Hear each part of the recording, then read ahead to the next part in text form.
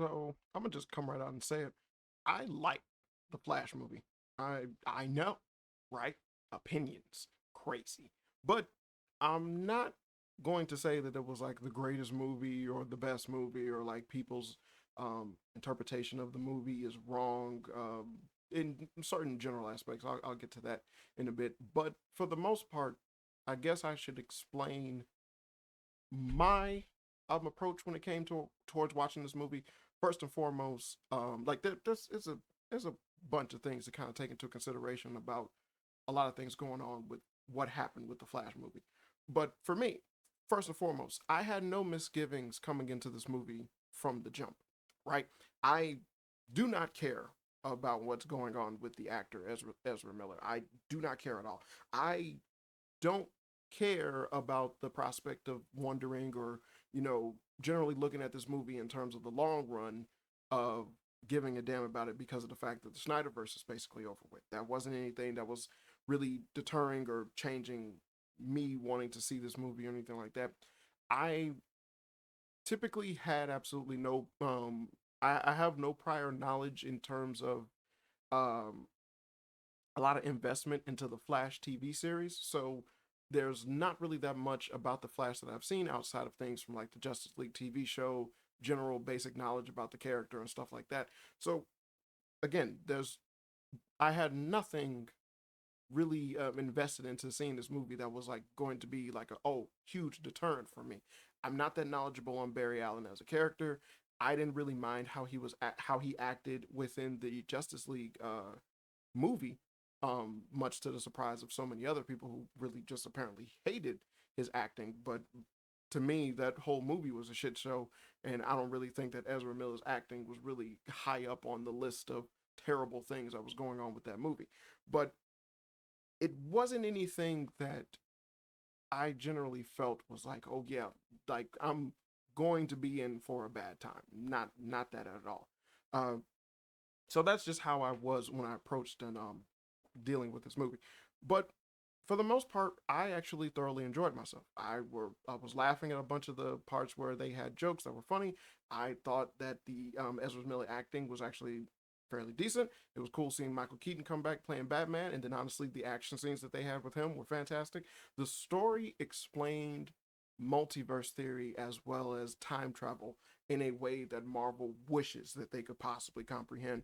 And it actually not only made sense, but it fit within the confines of what they were doing.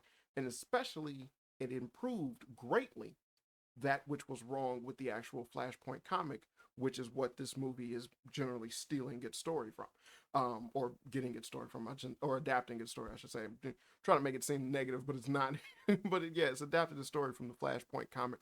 And honestly, the Flashpoint comic is a shitty comic, but shitty storyline in the comic, but this actually greatly improved its that logic and reasoning behind it, rather than being, well, because you ran, it caused a ripple effect, but more so just that, well, because you did what you did, it affected not only the past, not only the future, but also the past. Hell, even it was hilarious how Michael Keaton said, well, you saw a movie once, so you thought you knew what time travel was. And that was just perfectly executed within the movie to me. But the action scenes were fine. I don't understand the criticism behind the CGI, and I'm kind of teetering on that level of what a lot of people get to certain aspects, where it's like you've been oversaturated with CGI to the point where it's like everyone believes that they're an expert on it, but there was really nothing wrong with the CGI that they have presented. Hell, I see a lot of people basically kind of pointing figures at the scene where he's saving babies. But within that scene, I'm pretty sure you're probably smart enough to understand that they couldn't really use real babies, so them looking like CGI babies kind of makes sense. So I'm not trying to say that like everything in it was crisp, clean, and perfect, but I am going to say that it wasn't anything that really threw off the movie or was like jarringly bad or anything like that. It didn't have that kind of CGI attached to it. Now, this is totally different if you compare it to a show like fucking Miss Marvel, which had that issue. But with this movie, it did not have that. A lot of the effects and a lot of things that were going on was honestly just fine. Typical things that you would see within a blatant superhero movie, which is what this movie was. And realistically, it just, if anything, I wouldn't say just overall bad CGI, but just a lot of green screen stuff, which is just naturally obvious nowadays when it comes towards doing these big budget movies and stuff like that. But it wasn't anything that, like, again, like I said, would just be like, oh my god, this is so fucking terrible, look how ugly this is. Nothing like that. And I feel that a lot of people are kind of uh just really going off the handle when it comes to talking about this with their review. But I'm gonna get into that later too. I thought the movie was great. It wasn't anything that I felt was like a typical superhero movie. I enjoyed the fact that essentially you got Flash's origins as well as something that well as what he did during the Man of Steel movie, but you got a pseudo origin story that went along the lines of him certain like trying to explain what took place with how he got his powers and how he became the Flash, as well as going about teaching his past self how to use his powers and going about becoming the Flash and things like that. Whereas he was explaining things that he had already done, stuff that he'd experienced, stuff that he went through, and stuff like that, and then essentially also trying to pass that knowledge along, seeing as how he's with the younger one that basically have all these questions and he has the answers to. That was cool. That was pretty cool. And again, I didn't mind Ezra Miller acting within Justice League. I didn't mind it. But then again, I'm one of those people who advocates over the fact that I didn't think that Josh Whedon's version of that movie is bad, but just that the movie itself was all bad. And what he did actually improved greatly a lot of what fucking Zack Snyder had in those movies. And then the Snyder cut is just it's just an abhorrent mess. Like, you can watch it, but it's just a long, drawn out mess, and just there should have been a cut of the Suicide Squad movie more than there should have been a Snyder cut of Justice League. But that's neither here nor there. But Ezra Miller acting, I didn't mind. Honestly, his character in itself was supposed to be this quirky, weird, annoying kind of a character, and I understand completely those who actually know of the character of Barry Allen. Now, I have to admit, I am not knowledgeable about that character whatsoever. A majority of Flash info is generally done based off of Wally West rather than it is Barry Allen. So, being someone who also advocates towards the appropriation of Peter Parker when it comes towards Spider-Man, seeing as how that's my baby. I understand when someone tells me that that's not how Barry Allen would act, and I go, that's a fair criticism. But what I saw in the movie wasn't something that I was upset with, and nor did it do anything that essentially was against the grain of actions that the character, the Flash in general, would take. Unlike Tom Holland's version of Spider-Man, where literally he does stuff that doesn't make sense for any Spider-Man, let alone Peter Parker, which is why it, you know, yeah. But again, neither here nor there. But I understand that, and I'm completely on, like, and it's like, hey, that's not how Barry Allen is, and it's like, hey, I got no dog in that fight. But what I saw, what was presented to me, was something that I thoroughly enjoyed. I didn't mind his acting. I thought it was fine. It was funny in the times that it needed to be funny. It was quirky in the times it needed to be quirky. The incident in which he snapped at his former self, in terms of referencing like the fact that he takes everything for granted, or the fact that he doesn't know or understands about understands or understand the fact of why the future Barry is here in the first place. That actually it I thought was very well done, very well executed. It's hard to basically talk about all the things that I really enjoyed about the movie because I've heard the criticism about all of this stuff, and it just doesn't click. But again, I'm gonna get into that later. But essentially, I didn't mind that scene, and I really enjoyed it and thoroughly liked it. And it also was hard to not just break down the entire movie scene from scene and just kind of gush or talk about the stuff that I did like, but just trying to give you an overall understanding. Um, God, I'm having difficult articulating these words. But yeah, I thought that was fine. I thought it was cool that they had Michael Keaton being someone who essentially kind of complete his job as Batman. Whereas you generally never really get that from any iteration of Batman. And then it coming from Michael Keaton's character actually was pretty cool. And then you having the explanation that he had about essentially losing himself in the job of Batman, that he no longer has any like sense of self. So, he's really been lost. So he's just been hiding out as this hermit all this time. And he has no need or no will to even want to put on the suit and do anything, let alone try to attempt to do anything, which I thought was a perfect way of explaining why he would basically be out of action when anything would be happening, because currently there's nothing for him to worry about, especially within the realm of Gotham. And so that also helped in explaining, like, yeah, there's an alien invasion going on, but at this point in time, this Batman is already well been defeated by the merit of his own fucking job. So that actually I thought was a poignant way of executing that concept, because it wasn't the titular, almost sad, pathetic old man, and I need this young person to snap me back into getting on the saddle to do one little last roundup or anything like that. No, it was someone who essentially was like, I'm done. Like I did what I've always wanted to do. And so since I'm done, I'm just going to kind of just leave it alone. But now that I'm met with a new threat, a new chance for me to get back in it, um, after some pushing, because I was so stuck in the ways of just kind of being finished, yeah, I'll get back in it. And then they had wonderful scenes with him where they didn't need to have him spell out his feelings towards stuff, which I thought was fantastic. Where he was patching himself up, and then he looked in the mirror and gave a smile to where I was like, yeah, he's doing what he like. That's what he enjoyed doing when he was Batman. It's like he's bringing like the memories coming back and all that, and then having it at the end of the movie where even when the Flash talked to him, um, and he spoke, he was like, "I can save you." And you already did. You already did. And I was like, I enjoyed that. I thought that was really well done. I thought that was fine. And it added on more so towards what Flash was going through as well as what this Batman was going through. Um, so it didn't need the whole, well, just because you have an older person here, there needs to be some type of mentor towards the younger person. That's shit that you get in these whack ass stories that basically just don't know how to think outside the box. No, what you got was a Flash trying to get back to his time, but at the same time, also trying to help and help the people that he's currently I guess help the timeline that he's currently in, because of the fact that this timeline is a timeline where his mother is alive. There's also people who need help.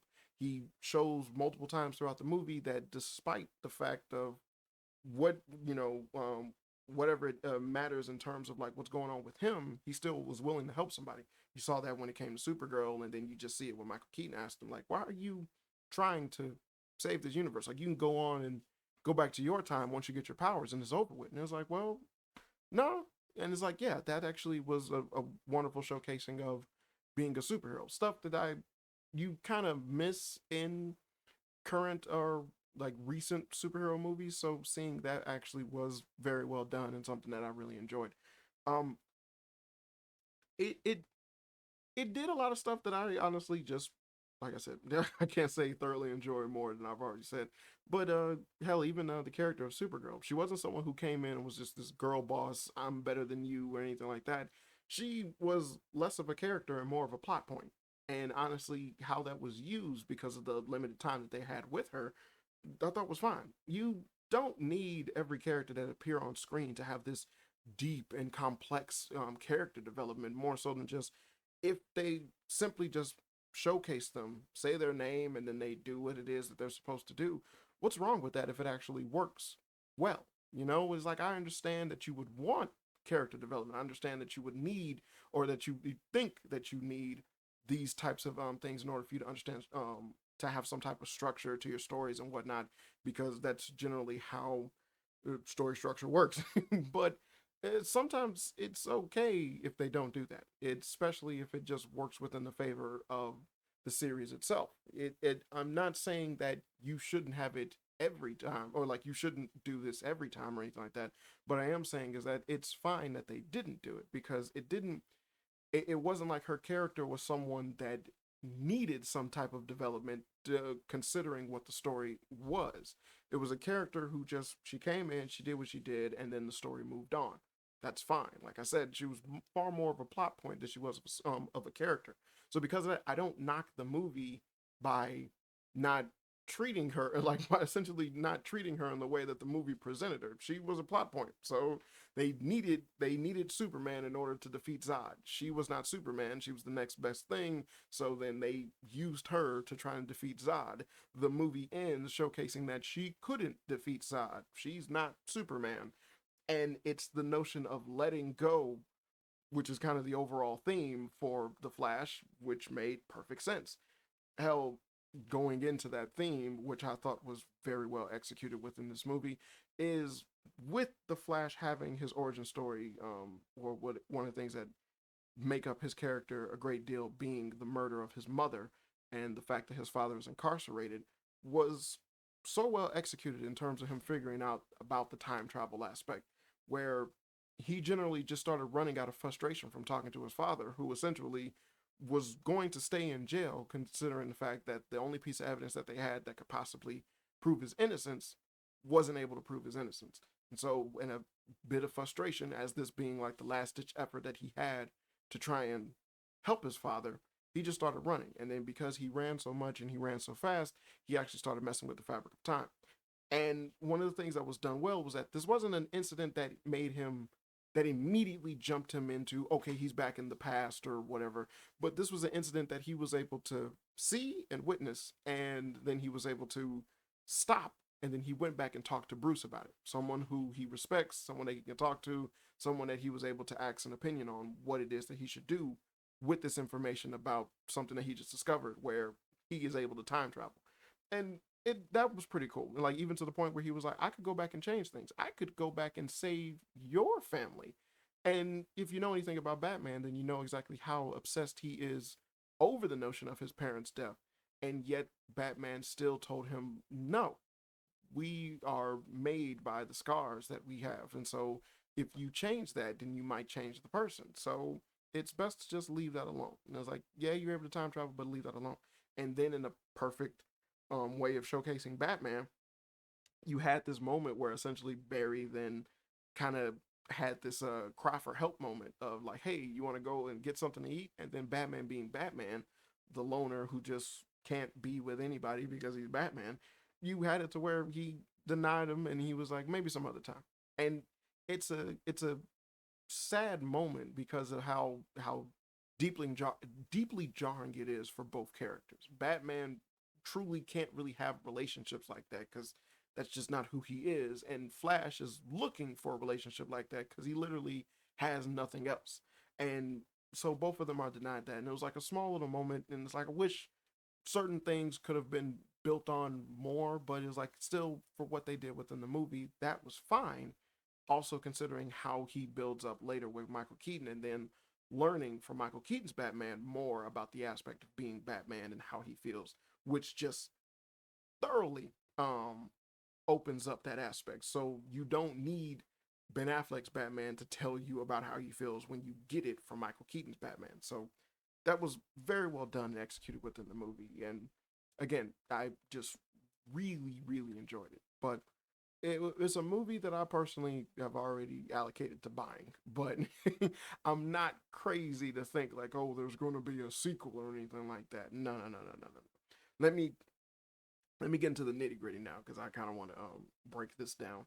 Now, like I said, I went into this movie with absolutely no misgivings whatsoever about what's going on within the content and all that stuff and the actors and whatever and what WB's got going on and shit like that.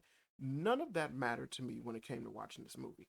But I'm not gonna act as if that's not a huge glaring factor as to what the fuck is going on with this movie.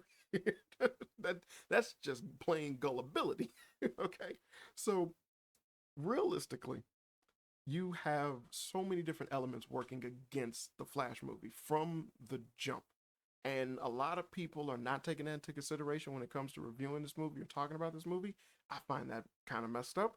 And also, you have a lot of people kind of jumping on certain bandwagons or bringing up certain topics and argument points that generally don't really make sense, but they're using it anyway for this movie. And then it's weird because of the fact there's like certain points or things that they would, you would ignore that in they would ignore small and insignificant details in other movies, but for this movie, for some reason, oh, we got to definitely talk about it.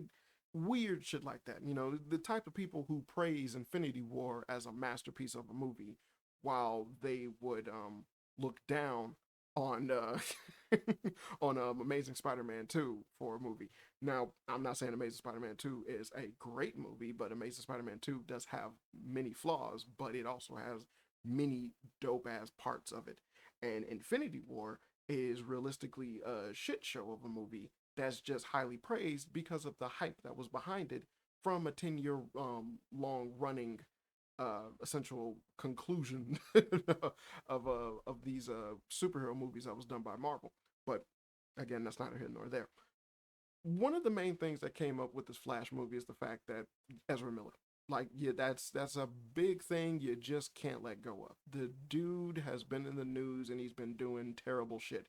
And as we have proven time and time again, there is power in people who notice this shit, right? I mean, people did not go see the Fantastic Beast movie because of what happened with Johnny Depp, and you have people who essentially completely boycott or opt out of movies just simply because like they're trying to go off the star power, but those stars don't have as much power as they think. You see shit like this all the time, but people, they might forgive, but they'll never forget, and no one has forgiven Ezra Miller, let alone forgot. So that is a major factor that came into play when it came towards this movie. Another thing is that the stain of Justice League and the bad string of DC movies connected to the Snyderverse is something that has never bolstered or had any positive effect on anybody. Literally, Aquaman was one of the few movies that had that basically did incredibly well, and honestly, that was really based off of the fact that a lot of people kind of went to go see it to just see like how well will they do an Aquaman movie, and it was actually a pretty good movie. But again, it's Aquaman, so let's see if they can do capture lightning in a bottle twice with the sequel coming up soon. But I kind of got my doubts considering like other factors as well. But still, it it just it goes to show you that realistically, DC never built up the rapport of movies as well as Marvel did, thus earning the right to be able to, yeah, you released this one off movie about this other character that might have appeared in something else.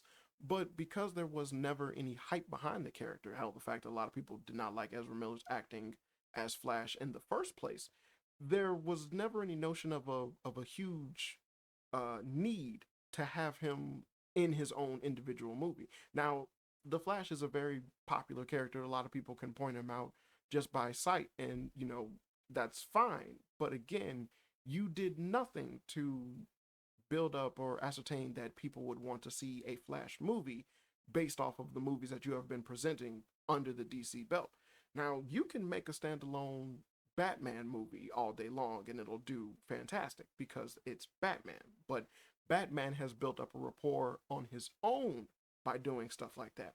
While as these other characters, you essentially did the dumbass route that you did by starting with the Justice League first and having absolutely no type of direction whatsoever, and then making movies.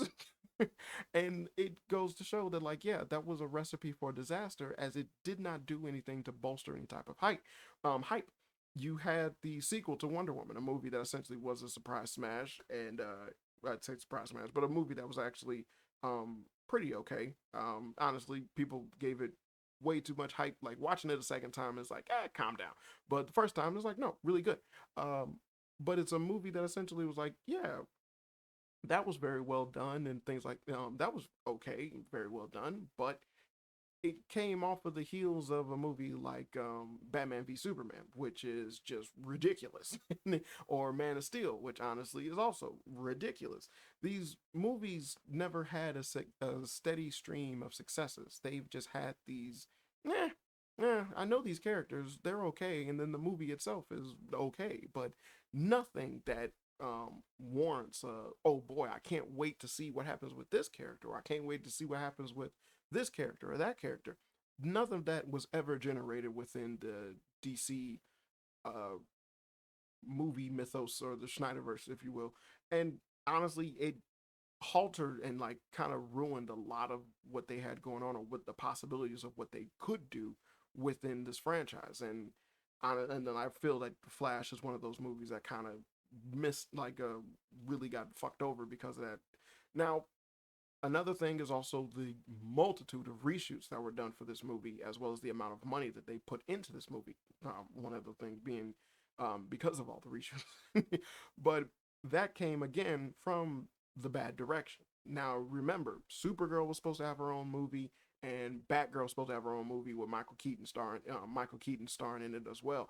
And you gotta understand that those things got canceled because they knew they weren't going to make any fucking money. But what they said they were going to do with those movies, then it's like it's a good thing they canceled them. But again, it's something else. Like, yeah, it was never in its favor to essentially waste so much money with something that essentially is going to be scrapped anyway, off the cusp that they're no longer going to be using anything from the Snyder cut. You're basically going to get what should we call it? The gun universe, the gunverse or whatever with DC. But with that being the case, then you really can't look at a movie that essentially tries to make it that there's stakes in it when you know for a fact that there's no type of stakes. So it's stuff that like essentially these people just never really grasped, especially when it came towards these big budget superhero movies when it came under WB doing anything for DC stuff. It I'm kind of slurring my words right now, but it just there was never any type of I guess yeah, going back to what I said earlier, just no good planning done with any of these things, and it goes to show that like yeah, because there was no good planning, there was no good foresight, there was no good hype, there was nothing that was being excellent, there was nothing that was being executed correctly or being built up to a point where it's like, yeah, I'm excited for this, I'm excited for that. They just would name drop a movie and it's like, oh, okay.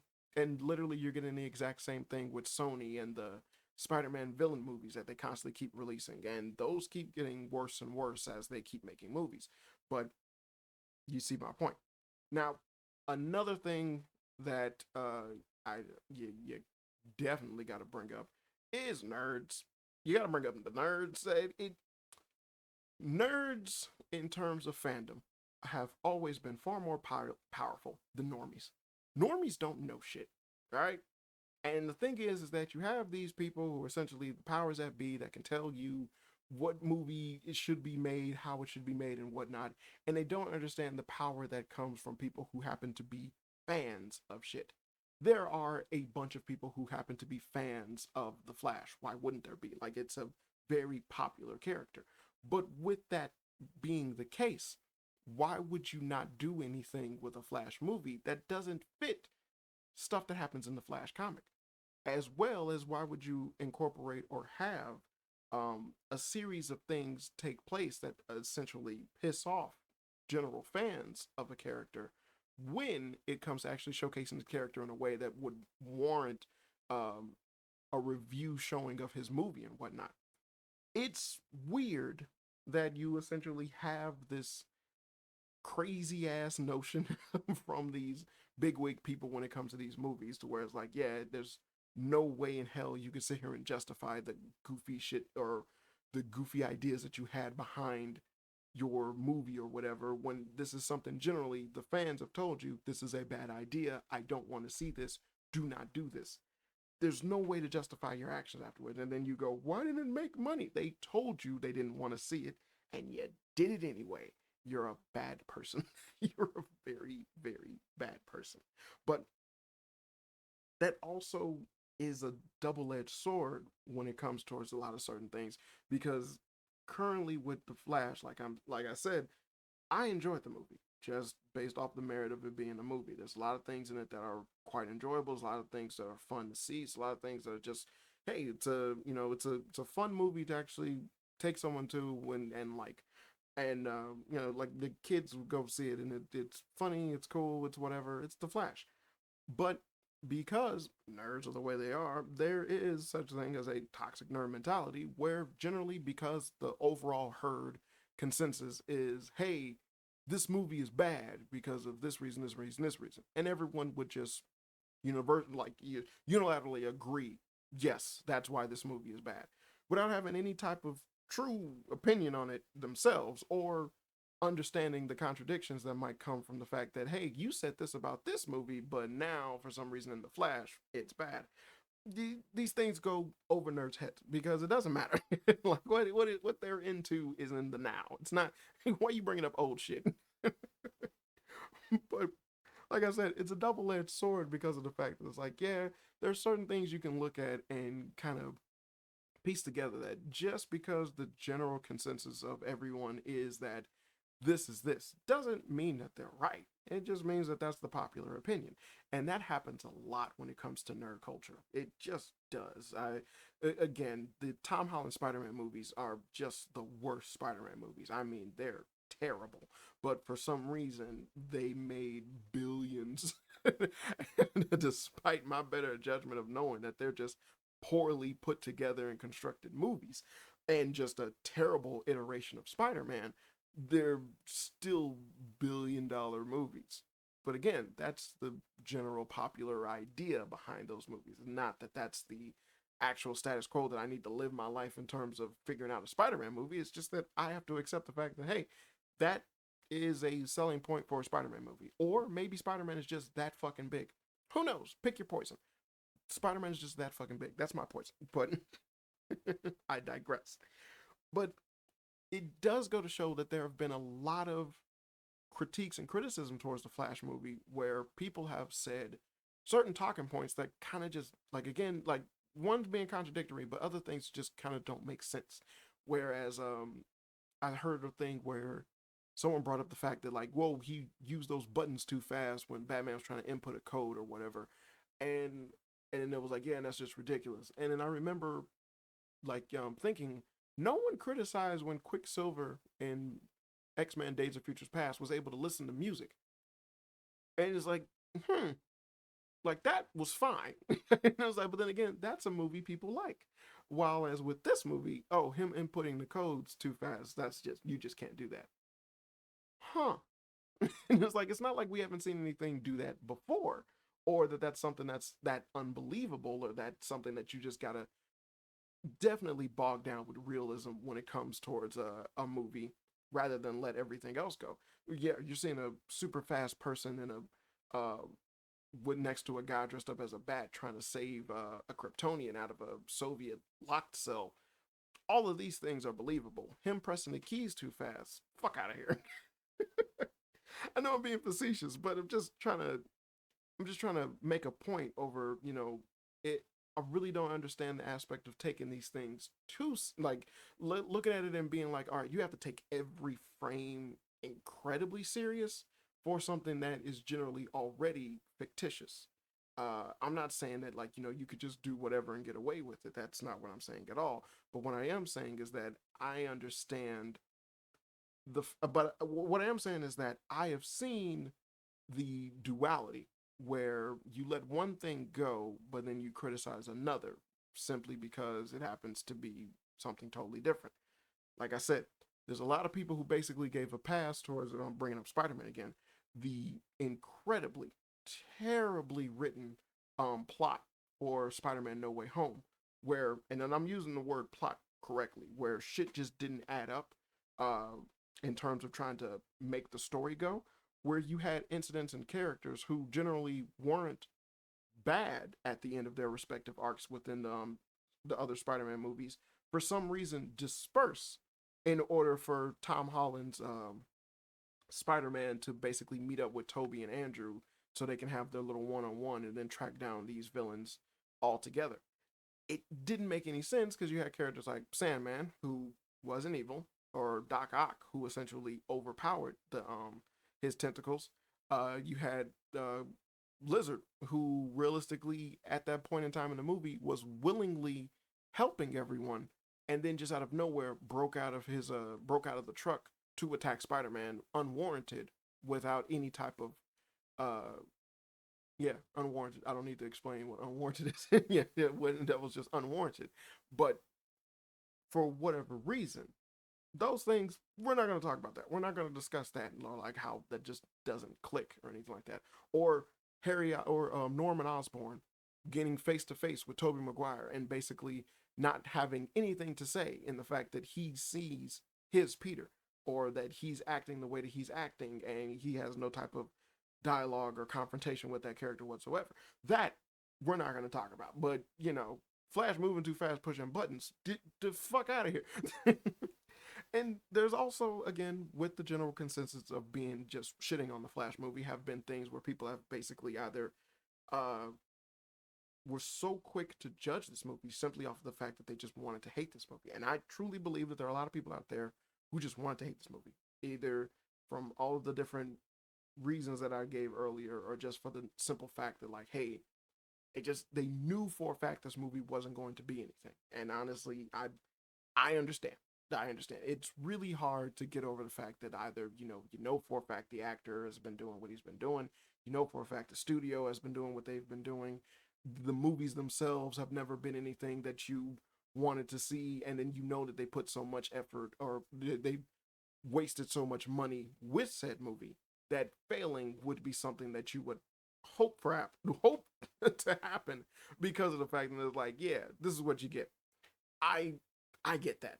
I get that and I understand that. But at the same time, I have seen people criticize certain aspects of this movie, that not just in terms of it, like, going against the grain of like stuff that I said earlier, but criticizing this movie and then just kind of their criticisms falling on stuff that essentially the movie itself already explained.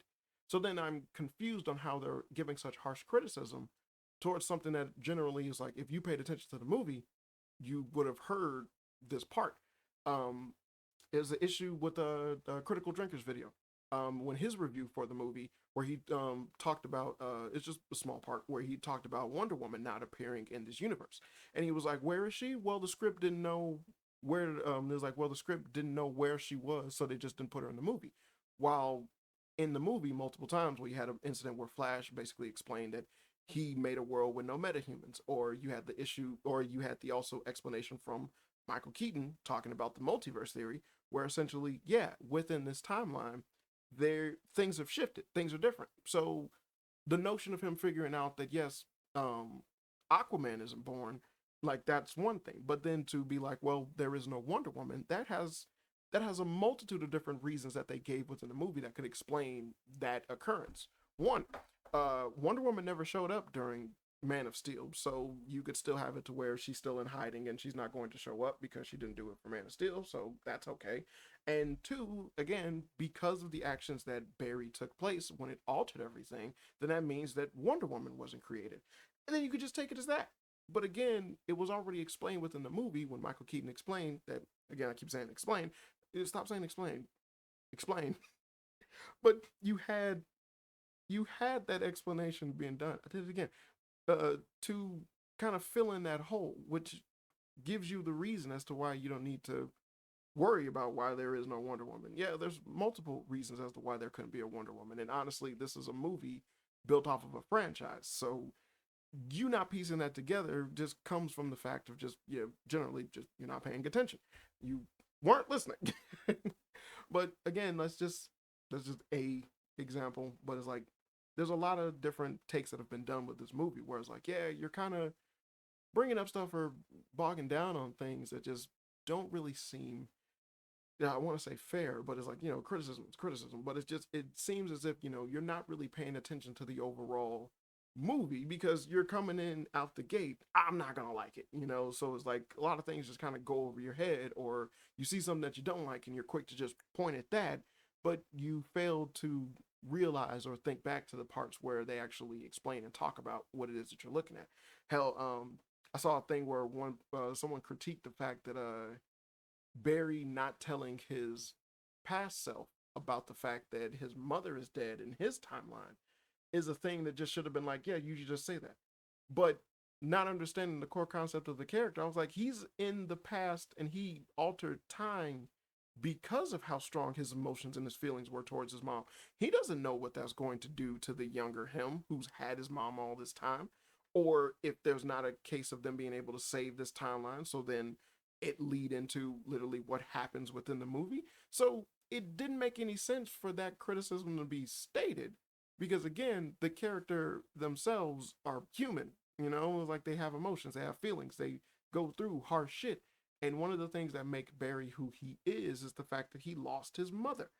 So to just immediately quickly just go that, oh yeah, you could just tell somebody that, yeah, your mom's dead and they're just gonna react in a rational way to accept it. It's like, yeah, that's gullibility and fucking stupid. But also the notion of like how the movie handled it, where he overheard the discussion about what happens to his mother, and then he calmly still went along with the plan, is showcased on it on like his reaction towards stuff and how the younger Barry was the one who kept trying to redo and save everyone. And then the older Barry got to see exactly how dangerous that thinking was because you have to let go. The generally understood that you cannot save everyone. You cannot live in a world where your mother is around. You gotta let her die if you want to make sure that the greater good happens. And as terrible as that might be, it's something that has to happen. But with the understanding that there is a multiverse out there, comes with the understanding that she exists out there somewhere and he's comfortable with that knowledge. The only thing I say that I would pull as like an issue from that is the fact that he didn't use his ability to see who it was that did kill his mother. That's it. That's it. Other than that, how that movie handled that concept, I thought was fantastic. I thought it was fucking beautiful. Even how he said goodbye to the mom, like that was fantastic. But to just sit there and go, well, no, you be cool with knowing that your mom died. It's like, how the fuck, how based off of what? It's like, how do you get that assumption? Like that's just something that you be able to just take. Like, no, that doesn't make any sense. Nothing in the movie prior did anything that would showcase that yes, the emotionally unstable 18-year-old Barry would totally be cool with understanding that hey, your mom's dead. Again, the movie it deserves a lot of the criticisms that are being get, held against it. It deserves a lot of them, but it doesn't deserve as much hate that's being given to this movie. This movie is by far not one of the worst CGI movies that has ever been done. This movie is not one of the worst superhero movies that's ever been done. It's not even close to being like a bad superhero movie at all. It's quite enjoyable. It's it just has so much weighing it down that it never had a fucking chance. Even I knew going in this was not going to be received very well, regardless of what they had going on. It was not going to be received very well. That that's just something you just had to come to terms with. But at the same token, and this is the last point, you gotta wonder if there's not been some media manipulation going on now, considering the fact that DC is going to take all these characters within a new route. You have Josh Whedon coming in, Josh Whedon, James Gunn coming in with what he's got going on, and you can't help but wonder if essentially destroying the image of these movies that are going to be the last of the Snyderverse, destroying their image to make way for James Gunn's new lineup wouldn't be something that would be very beneficial to what he has planned. Considering that, you know, you can deal with the hype of, well, those terrible DC movies are over with, and now I'm going to give you good DC movies, which would only make people want to see more of whatever it is that he's making to be like, okay, let's see how you handle it. We think that you do good movies. Let's see how that's handled. And so that actually builds up hype and engagement towards his string of movies. I'm not saying that's what's happening, but I'm saying that like that has a part in some of it. It'd be ridiculous not to think that because it's marketing, you know. And it's like it's marketing on movies that they have no plans of doing anything with hereafter. So why, oh why would they give a fuck? Hell, with Flash having Michael Keaton in it and being a summer blockbuster movie and not essentially getting like it, the promotion that it had was abysmal at best. Uh, like yeah, not like things that you kind of notice. And again, the kind of Ezra Miller's fault. Like that's also Ezra Miller's fault. I understand it. I understand it. But just bear with me on that. Like, like that. That's the last one because of how much of a stretch it was. But there is some air of truth into that, and you know, coming to terms with that is a okay. Now, like I said, I'm going to buy this movie. Like I said, I enjoyed it. I thought it was funny. Thought it was cool. Thought it was great. I highly recommend people going to go see it, and you know, it just being that. But don't listen to anything media wise or anything like that because you're gonna have your own misgivings about this movie, and you're kind of just gonna feel that way. Um, and it just seems like that's like this is the perfect movie for that. It's like however you think or feel about something prior, it's you're getting it. It's like it's gonna affect how you look at this movie, which is silly. But hey, it is what it is. So that's all that I gotta say. Boy, I was talking for a while. But this has been another episode of Fun with Flame. I've been your host, Daniel the Flame, and as always, good people. Hope you have fun.